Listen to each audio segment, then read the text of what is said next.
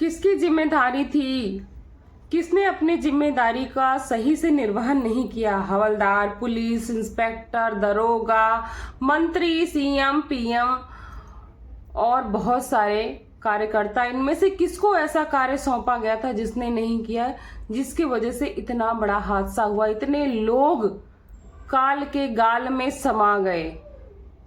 चलिए आज मैं इस वीडियो में बहुत कुछ बताने वाली हूँ, बहुत ऐसी सच्चाई जो पूरी की पूरी पब्लिक से छुपाई गई है। ऐसी क्या सच्चाई है, हम इन सब से रूबरू होंगे और आप लोग की प्रतिक्रिया जरूर जानना चाहेंगे।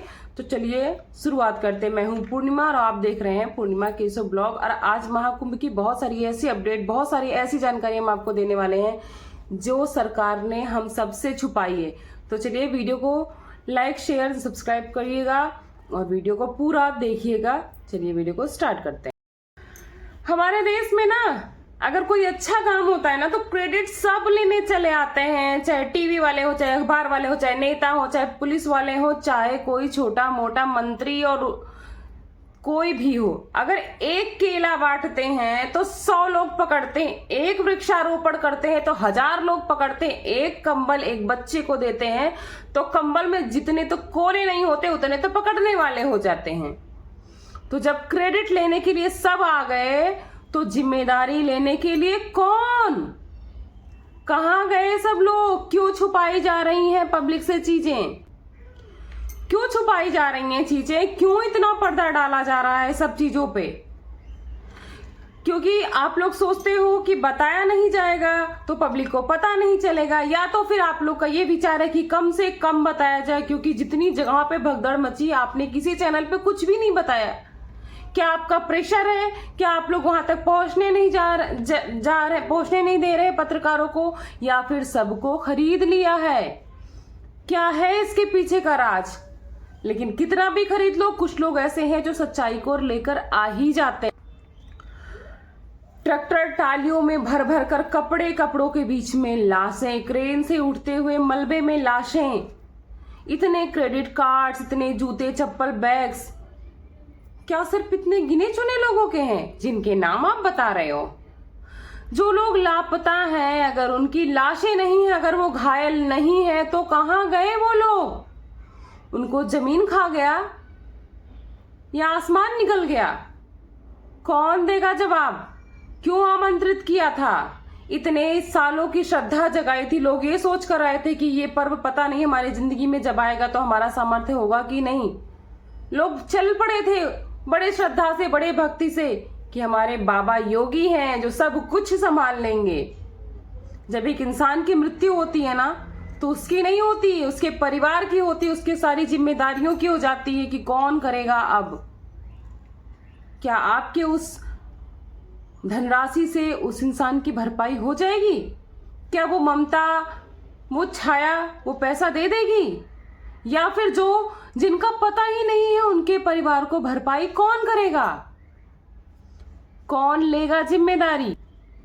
इतनी भीड़ जमा कैसे हुई?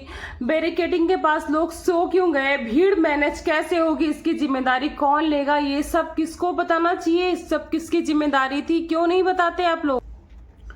लोगों को बताया गया कि नागा साधुओं का जत्था आ रहा है, भगदड़ मच गई है, और कुछ लोगों ने बोला ये चीज अफवाह है। तो ये अफवाह कौन उड़ाया?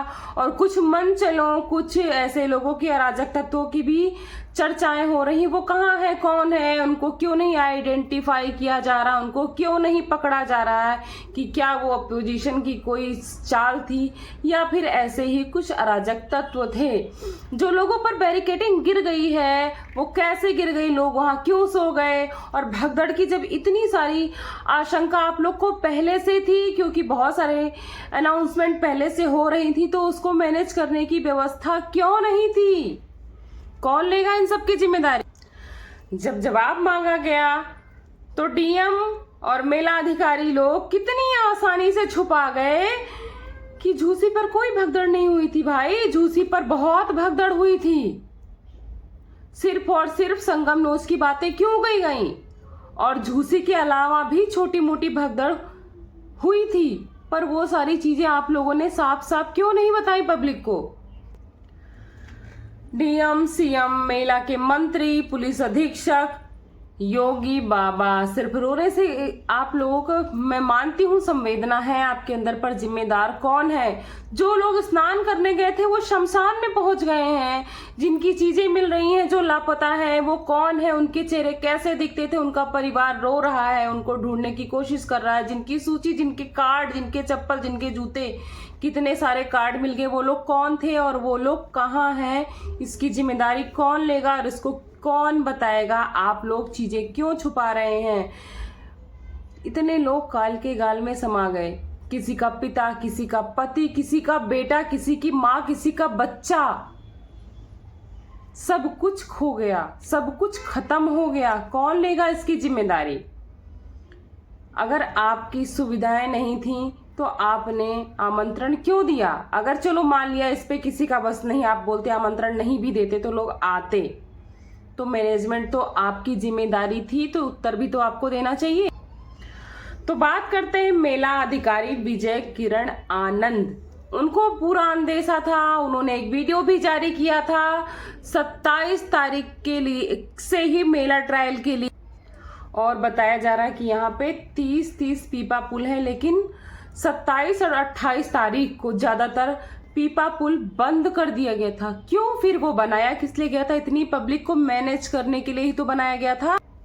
अगर वो सारे पीपा पुल बंद नहीं किए गए होते, खुले होते, तो इतने सारे श्रद्धालु, इतने सारे लोग एक जगह पर इकट्ठा ही नहीं होते, बट जाते और इस तरह की दुर्घटनाएं होती ही नहीं। लेकिन इसकी जिम्मेदारी कौन लेगा? कौन बताएगा कि वो पीपा पुल क्यों नहीं खोले गए और पुल कैसे टूटने लगे? ये तो नॉर्मल सी बात है। जब 10 जगह की भीड़ 5 जगह में आ जाएगी तो दुर्घटना तो होनी ही होनी। लेकिन इनके नाम पर, इनके उस पर कोई चर्चा ही नहीं है। क्यों? जब आपने जिम्मेदारी ली थी तो इनके नाम पर चर्चा, इनके नाम पर सवाल उठने चाहिए। अब दूसरी बात करते हैं एसएसपी साहब, हमारे मेला के राजेश द्विवेदी जी, जो हमारे नागा साधु हैं और साधु महात्मा हैं, और भीड़ को कैसे मैनेज करना है, साधु महात्मा को कैसे नहलाना है और चीजें कैसे बांटनी है, सारी जिम्मेदारी थी इन्हीं के ऊपर। पर इनके ऊपर भी कोई सवाल नहीं, कोई नामो निशान नहीं। क्यों? इनके ऊपर तो सवाल होने चाहिए। कहाँ सब गायब हो गए? अब हम बात करते हैं कमिश्नर विजय विश्वास पंत जी के बारे में। उन्होंने अनाउंस किया था, वीडियो बहुत वायरल हो रही है कि भाई भगदड़ की आशंका है, आप लोग जहां पर हो वहीं पे नहा लो। जबकि श्रद्धालु की आस्था इतनी गहरी कि उनको ब्रह्म मुहूर्त में ही नहाना था। यहाँ मैं ये नहीं कह रही हूँ कि पब्लिक की गलती नहीं है। जब भीड़ ज्यादा थी तो आपको ब्रह्म मुहूर्त का इंतजार नहीं करना चाहिए था, या फिर मेन संगम घाट का भी वेट नहीं करना चाहिए था, जहां मिल जाए चलो ठीक है। लेकिन ये जो जिम्मेदारियां इनकी थी, क्या इन्होंने अच्छे से निर्वहन किया? अगर निर्वहन किया होता तो क्या स्थिति आती? उन्होंने कहा जो सोवत हैं सो खोवत हैं, जो जागत हैं सो पावत हैं। उनका बयान भी आप लोग सभी श्रद्धालु सुन लें, यहाँ लेटे रहने से कोई फायदा नहीं है। जो सोवत है सो खोवत है। उठिए उठिए, स्नान करिए, और ये आपके सुरक्षित रहने के लिए बहुत आएंगे और भगदड़ मचने की संभावना है। आप पहले आ गए हैं तो आपको सबसे पहले अमृत मिल जाना चाहिए। सभी श्रद्धालुओं से करबद्ध निवेदन है, उठे उठे उठे, सोए ना। जब सबसे पहले आ गए हैं, लोग सुनिएगा। तो जब इतनी आशंका थी तो इतनी जगहों में इस तरह की माइक से ऐलान क्यों किया जा रहा था? भीड़ को नियंत्रित करने के इंतजाम क्यों नहीं किए गए? फोर्स को क्यों नहीं बढ़ाया गया? चीजों को अपने अंडर में क्यों नहीं लिया गया? तो अगर इनको नहीं मैनेज हो रहा था, इनको आशंका ज्यादा थी, तो इनको एसएसपी राजेश द्विवेदी से बात करनी चाहिए थी। तो क्या इन्होंने बात की थी?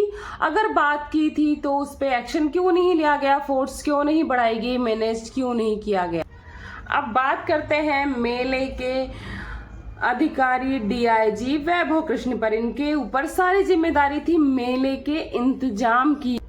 इन्होंने भी एक वीडियो जारी किया था कि लोग भीड़ को इकट्ठा होने ना दें, चीजों को संभाल के रखें, कहीं रुके नहीं, कोई सोए नहीं। लेकिन जब जांच हुई तो पता चला कि जो आने जाने की लेन थी वही नहीं सुचारू रूप से चल रही थी। लोग रास्तों पर सो रहे थे, क्या उनको हटाने की जिम्मेदारी नहीं थी आप लोगों की?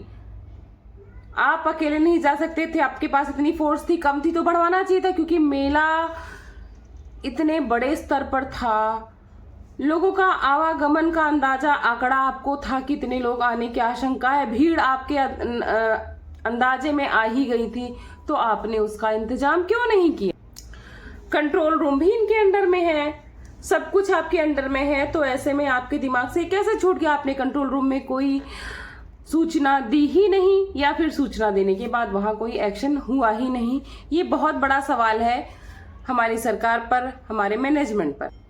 जब भगदड़ हुई ना तो कंट्रोल रूम इतना बढ़िया एक्टिव हो गया कि 5 मिनट भी नहीं लगे, सारे एम्बुलेंस पहुंच गई और सब कुछ हो गया। तो भगदड़ के पहले ये सारी चीजें कहाँ थी? कहाँ था वो एम्बुलेंस, कहाँ थी वो फोर्स, कहाँ चले गए थे सब? क्या आप लोग इतने लापरवाह हो? कितनी सारी पब्लिक आ रही, आपकी जिम्मेदारी नहीं कि वो मैनेज कैसे होगी? तो लास्ट में यही सवाल आता है, कितने श्रद्धालु चले गए, इतने घर उजड़ गए, इतने माँ की कोख उजड़ गई, इतने सिंदूर उजड़ गए, इतने परिवार के मुखिया चले गए, इतने लोगों की जिम्मेदार चली गई। इसका गुनहगार कौन है? इसके जिम्मेदार कौन है? कौन देगा जवाब? कोई नहीं देगा। क्या जितने नाम सूची में हैं बस उतने लोगों के साथ ही दुर्घटनाएं हुई हैं? तो फिर और सारे लोग हैं कहाँ? उनका पता कौन लगाएगा? वो कहाँ विलुप्त हो गए? कौन सी धरती उनको खा गई? कौन सा आसमान उनको निगल गया?